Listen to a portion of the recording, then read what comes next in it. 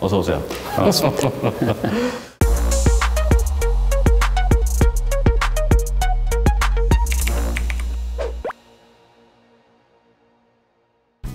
예, 기획재정부 정책대담 오늘 두 번째 시간입니다. 오늘 주제는 좀 어려운 주제인 것 같아요. 2019년 예산안이라는 주제입니다. 우리 가정살림으로 보면 내년에 가계부 어떻게 쓸 거고 어떤 돈을 어느 정도 쓸 건지에 대한 계획표인데 어디에 쓰는지 내가 좀 들어보자라는 생각으로 한번 들어주시면 좋겠습니다. 오늘 정책대담에 초대된 분은 내년도 예산안 짜신 분 예산총괄심의관 안일환 국장님 모셨습니다. 어서 오십시오. 예. 네.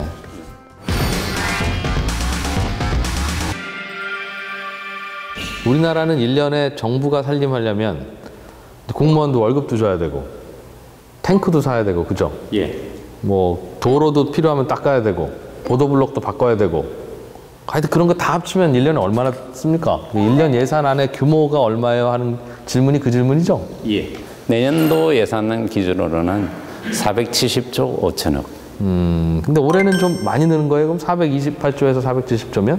2009년도에 글로벌 금융위기 후에 10.6% 늘은 것을 제외하고는 가장 큰 규모로 늘었다 이렇게 보시면 될 것 같습니다. 작년 대비 몇 퍼센트 늘었냐 할 때 예. 그럼 작년 대비 그러니까 2018년 대비 2019년은 얼마나 늘어난 겁니까?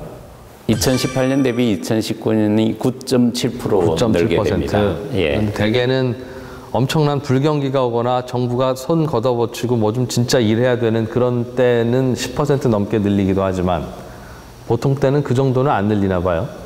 내년에는 재정규모 증가율이 예년에 비해서는 상대적으로 높은 470조 5천억 정도 규모에 해당이 되는데 네.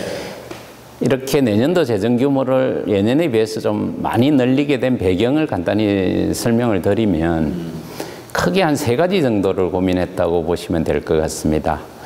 첫째는 지출 측면에서 정부가 해야 될 일, 두 번째는 세입의 여건, 세 번째는 우리나라 재정 건전성 수준이 어느 정도 되느냐 이렇게 보시면 될 것 같습니다. 첫 번째 지출 측면에서 보시면 최근에 이제 한 2달 연속 고용 지표가 안 좋고 그 다음에 소득 재분배 지표도 악화되고 있고 또 저출산 학교 출산율이 1.05로서 출산율도 굉장히 낮은 수준에 있습니다. 그래서 이와 같이 경제의 구조적인 문제에 재정이 좀 더 적극적 역할을 할 필요가 있다. 이건 OECD나 IMF나 이런 국제기구에서도 한국의 경우에는 좀 더 재정을 적극적으로 운영할 필요가 있다는 그러한 조언도 해주고 있는 상황입니다. 오늘 470조 원어치를 어디다 쓰는지 여쭈려고 하는데 이미 다 표를 만들어 오셔서 저는 그럼 제일 면적 큰 거부터 여쭤볼까요?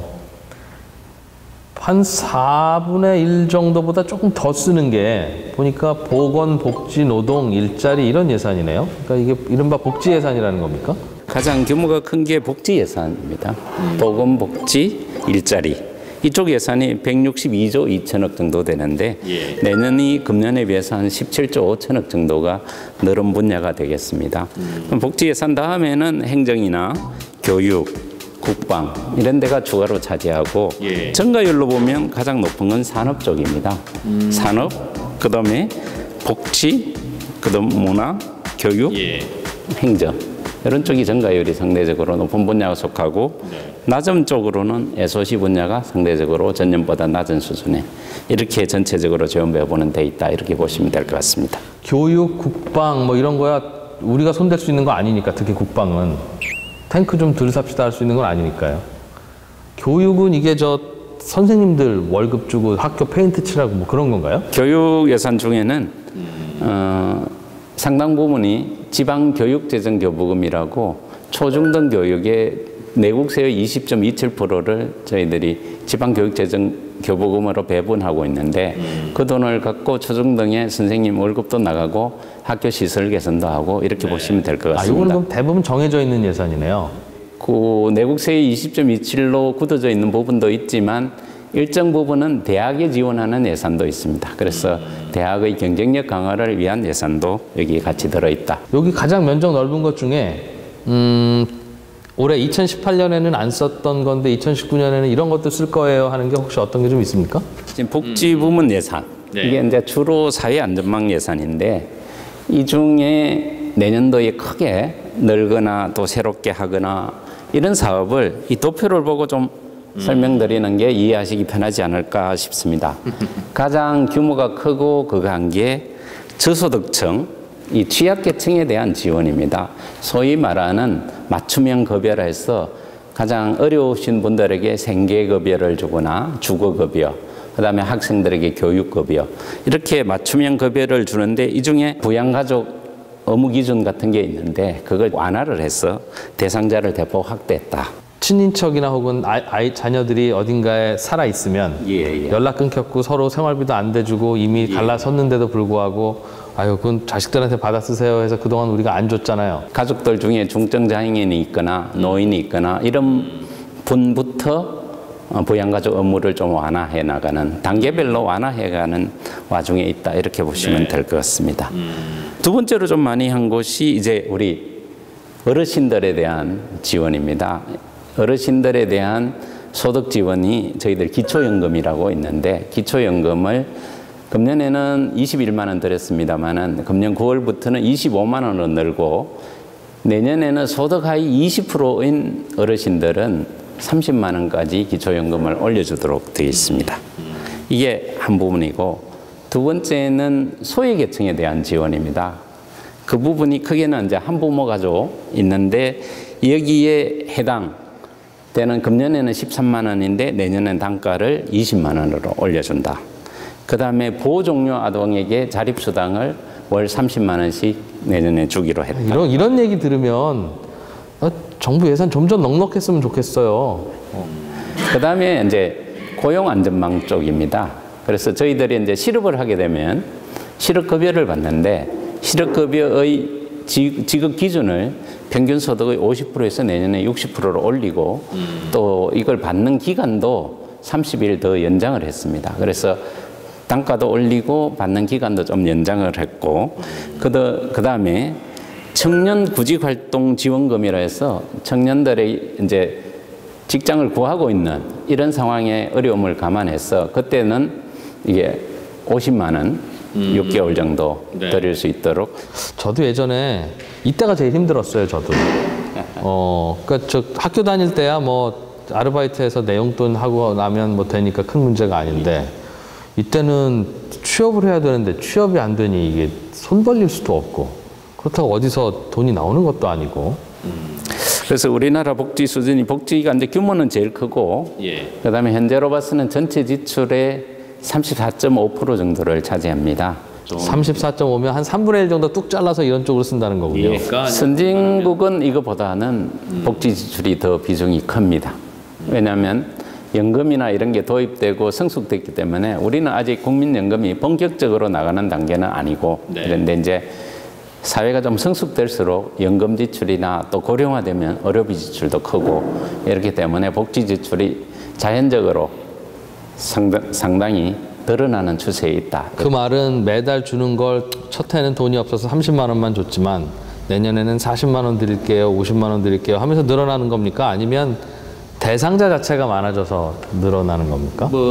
둘 다인가요? 의료급여나 이런 이제 건강보험 이런 쪽에는 이제 고령화되는 추세에 의해서 대상자가 늘기 때문에 그런 부분도 있고, 아까처럼 이제 단가를 일부 더 올려야 되는 부분도 있고, 추가로 정부가 발굴해서 새로운 복지제도를 마련하는 뭐 그런 거에 따라서 이게 늘어나게 되는 그런 문제가 있습니다. 대부분 이렇게 어려운 분들 돕는데 한 3분의 1 쓰고 나머지는 교육, 국방 원래 이제 하던 거 그냥 그대로 쓰면 나머지 중에는 뭐가 좀 주로 눈에 띕니까? 제일 고민하셨던 부분이 어떤 부분이에요?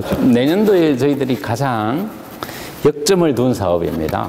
그래서 10대 지역 밀착형 생활 SOC라는 겁니다. SOC 사업은 비중을 줄이셨다면서요? 전체적으로 SOC, 전통적으로 말하는 우리가 SOC는 도로나 철도를 말하는 이 토목 중심의 SOC를 말합니다.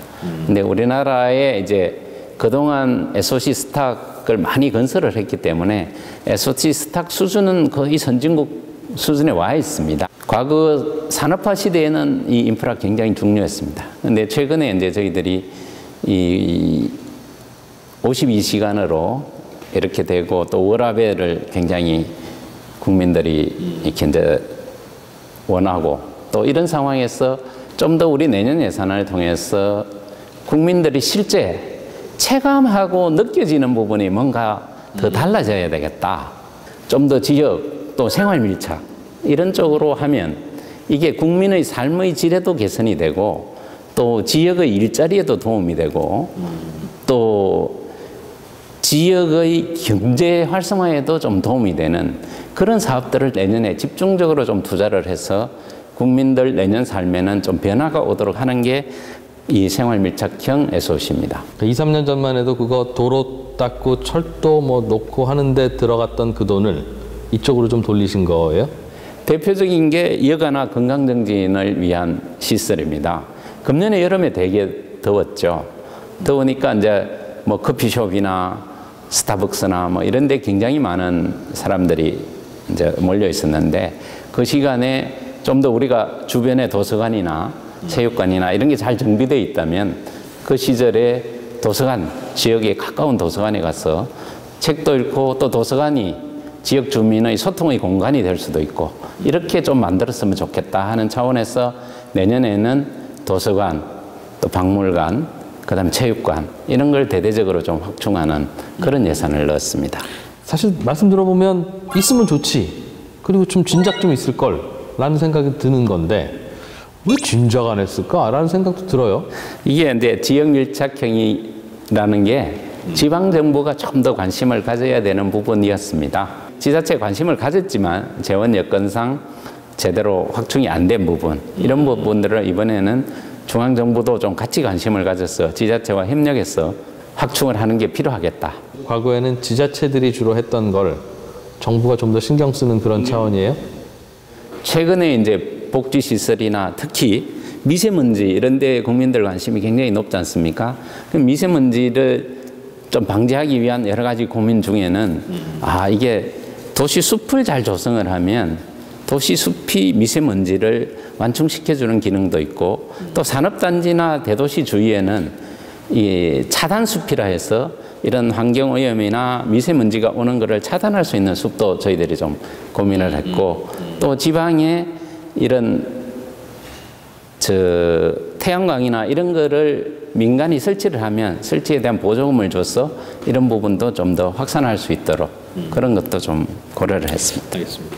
예산을 짜다 보면 예산이 없어서 올해는 못했네. 아쉽네. 이런 게 많을 것 같아요. 복지 예산, 또 취약계층에 대한 지원, 일자리 지원 이런 거는 재원이 많으면 조금 더 많이 투자했으면 좋겠다 하는 부분들이 많이 있긴 하지만 저희들 조세 부담률이나 또 국민 부담을 생각할 때 좀 더 효과적인 부분부터 써야 되기 때문에 그런 부분들은 또 이제 차츰 저희들 세금 추이나 여러 가지를 봐서 그런 부분을 결정해야 되지 않냐 이렇게 생각을 합니다.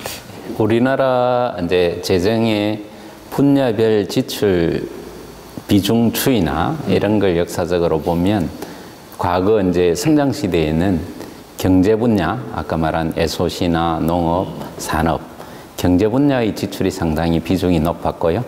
최근에 오면서 이제 경제 분야 비중은 좀 떨어지고 복지 분야 비중이 크게 증가하고 있는 이런 상황입니다. 경제 분야와 복지 분야 중에는 복지 분야를 더 중시해서 특히 뭐 소득 재분배, 일자리 이런 쪽으로 집중적으로 저희들이 고민해서 늘리고 복지도 중요하지만 성장도 또 가야 저희들이 복지를 위한 재원도 확보하기 때문에 그래서 복지와 성장 간에 약간 균형을 맞출 수 있는 점에서 내년에는 성장 쪽도 상당히 신경을 써서 좀 재원도 투입을 했다. 이렇게 보시면 될 것 같습니다. 혁신성장이라고 하면 각종 첨단 기술 개발하고 새로운 산업 혹은 먹거리 만드는 데 있어서 정부가 뭘 하면 보통 예전에는 경제개발 몇 개년 계획해서 공장 짓는 것도 다 정부가 알아서 하고 뭐 당신들은 뭐 만들고 다 만들어줬는데 요즘은 그건 아니잖아요. 근데 민간에서 하는 거에 이제 가장 정부가 크게 기여할 수 있는 게 R&D 투자가 아닌가 생각을 합니다. 그래서 이런 R&D 투자는 리스크가 큰 부분도 있기 때문에 민간이 책임을 지고 다 할 수 없는 부분도 있고 이래서 R&D 투자를 정부가 적극 지원하는데 내년도에는 최초로 R&D 투자가 20조 4천억, 20조를 넘어가는 이런 수준이 됐습니다. 그래서 R&D 투자를 통해서 특히 이 창의, 자율적 연구를 하는 기초 연구에 돈을 저희들이 많이 지원을 하고 또 중소기업들의 R&D 여기에도 중점적으로 좀 늘렸고 R&D를 할 때 특히 국민 생활에 밀접한 분야의 연구개발을 좀 해주라. 그래서 그런 부분들도 많이 늘렸다. 이렇게 보시면 그런 예산으로. 예. 두 번째로 저희들이 좀 중시했는 게 이게 조금 전략적인 투자를 정부가 좀 해야 되겠다. 그래서 저희들이 데이터, AI, 수소경제 이런 부분들은 지금 투자하지 않으면 우리가 뒤처질 수도 있다. 이런 전략적인 부분에 좀 그걸 하고 그다음에 8대 선도 분야로 해서 드론이나 미래자동차 또 스마트 시티나 스마트 공장 이런 쪽으로도 적극적으로 좀 정부가 인프라 조성에 투자를 해서 이 혁신 성장을 정부가 좀 뒷받침하고 선도할 수 있도록 좀 내년에 예산에서 노력을 했고 또 이런 걸 하려면 인재가 굉장히 중요합니다. 정부가 지원하는 대학이나 정말 좋은 교육기관이나 출연기관 이런 데를 활용해서 사람을 키우는 곳에도 내년에 크게 투자를 했다. 아, 요즘에는 정부에 눈먼 돈들이 참 많아 이런 이야기. 공무원이 들으면 좀 기분이 안 좋은 얘기긴 합니다만 밖에서는 또 그러니까요. 이제 그런 예산들이 되게 많아 보이기도 해요. 최근에 이제 연구개발 예산은 저희들이 일정 예산은 일몰제로 해서 그 성과를 평가해서 다시 추가로 하는 걸로 하고 또 관리도 철저히 하도록 저희들이 과학기술부를 중심으로 해서 이렇게 그 정비가 되어 있기 때문에 뭐 그런 점들은 상당히 투명하게 보시면 될 것 같습니다. 이 국가가 혁신을 하고 혁신에 우리나라가 다른 나라보다 국가 경쟁력을 높이고 이런 점에서는 민간이 이런 부분에 열심히 할 수 있도록 정부가 리스크가 큰 부분은 좀 커버를 해줘서 그런 부분들을 할 수 있게 하고 다만 이제 지금 말씀하신 대로 관리 과정에서 이게 투명성을 높이도록 하는 부분은 정부가 최선을 다해서 관리하도록 그렇게 해야 될 것 같습니다. 대개는 정부가 이제 돈이 많이 필요하면 국가 부채라고 하나요? 정부 부채를 빌려서 쓰기도 하고 그걸 적자 재정이라고 합니다만 그게 꼭 뭐 나쁜 거는 아니죠. 필요하면 적자 재정을 하면서까지라도 돈을 좀 더 써야 되는 거니까. 어떤 상황입니까? 그런데 예산을 많이 늘렸으면 이거 어디서 좀 빚을 좀 내는 거예요? 아니면 세금 잘 거치니까 그걸로 충분히 감당할 만합니까? 적자 재정을 하는 나라가 많이 있습니다. 그래서 이제 일반적으로 OECD의 자기 GDP 대비 국가 채무 비율이 한 113% 정도 됩니다. 근데 우리나라는 내년도에 이 전망치가 39.4%입니다. 그동안 이제 과거 역사적으로 보면 우리나라는 상대적으로 재정 건전성에 굉장히 역점을 두고 재정 관리를 해왔다. 이렇게 보시면 될 것 같습니다. 그래서 내년에도 조금은 그 적자는 생기지만 그 부분이 이제 재정 규모 증가나 우리나라 GDP 증가나 이런 걸로 보면 전체적으로 충분히 관리 가능한 범위 내에서 저희들이 재정을 운용한다. 이번 예산안과 관련해서 하시고 싶은 말씀 있으면 마지막으로. 예. 내년 예산 편성으로 내년도 국민의 삶에 뭔가 나아졌다는 이런 체감을 하실 수 있으면 좋겠다. 그런 생각하에서 아까 전에 생활 밀착형도 하고 여러 가지 또 저소득층 지원도 하고 이런 것들을 많이 그거를 했는데 이게 바탕이 돼서 내년도 국민 생활에 조금 더 나아지고 우리 경제도 조금 더 활력을 갖는 그런 예산이 됐으면 좋겠다는 강한 기대를 갖습니다. 저는 질문 하나 있어요, 국장님. 이런 거에 나라 돈이 좀 더 쓰였으면 좋겠다는 생각을 국민들은 다니면서 많이 할 거 아니겠습니까? 정책 아이디어도 있을 수 있고. 이렇게 예산을 좀 써주세요 라는 얘기를 어떤 통로를 통해서 하면 안 국장님한테 전해집니까? 지금 말씀하신 그런 내용을 저희들이 담기 위해서 국민 참여 예산 제도라는 게 있습니다. 내년도 예산에도 아까 전에 미세먼지 이런 부분도 제안하신 게 많고 또 우리 지하철이나 이런 데 좀 더 환경을 개선하는 부분 쪽에 제안을 하신 것도 있고 그래서 그런 부분을 내년에 한 800억 정도를 그런 국민들 제안으로 저희들이 반영한 게 있습니다. 안 되면 안 국장님한테 그냥 휴대폰으로 문자로 보내는 걸로. 연락 주시면 좋습니다. 네, 기획재정부가 마련한 정책대담 두 번째 시간, 오늘은 2019년 예산안에 대해서 쭉 들어봤습니다. 이제 좀 뭔가 좀 감이 좀 잡히실 듯 하기도 하고, 여전히 복잡하다 싶기도 하고, 나보고 짜라고 했어도 여전히 고민거리가 많겠구나 싶기도 할 텐데, 어쨌든 또 매년 이렇게 나올 때마다 차근차근 좀 들여다보면 이번 예산은 이런데 중점을 뒀구나, 나라 돈이 이렇게 쓰이는구나라는 걸 조금씩 알아갈 수 있을 것 같습니다. 내년 예산 짜느라고 고생한 우리가 월급 주는 분이죠. 안일한 국장님. 고생 많으셨습니다. 고맙습니다. 네, 감사합니다.